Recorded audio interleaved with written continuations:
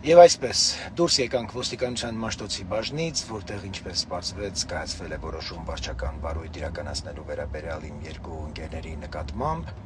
Ոստիկանությունը այդ որոշումը հիմնավորում է փաստորեն կիևյան կամուրջից կախված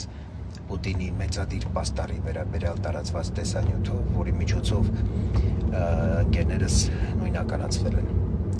Գործով անձամբ զբաղվում է բաժնի պետի տեղակալը, նաև բաժնի պետը Խմելյանը դիմավորեց, ընդունեց մեզ, հայտարարել եմ, որ պաստառի կախման գործողության կազմակերպիչը անձամբ ես եմ և որ իմ ընկերները չեն կրել որևէ կազմակերպչական կամ գործնական դերակատարություն։ Այս պահի դրությամբ բաժնի պետի տեղակալը պատրաստվում է զեկուցագիր գրել իմ մասով,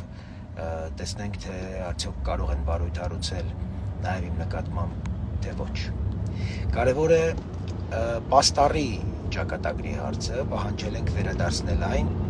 սակայն բաժնի պետը սկզբում պնդեց, թե պաստառը ոչնչացվել է, ապա նշեց, որ պետք է ճշտի ինչ են արել դրա հետ և որտեղ է այն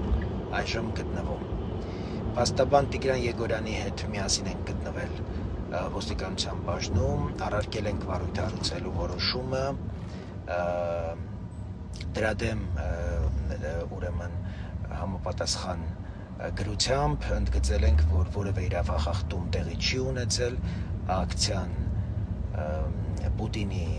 մեծադիր պաստառը հանցագործ ուրեմն վերնագրված կախվել է ուրեմն կիևյան կամուրջից, այդ ակցիան ամբողջությամբ եղել է խաղաղ բնույթի և իրականացվել է ժողովրդավարական սկզբունքներին ամբողջությամբ համապատասխան։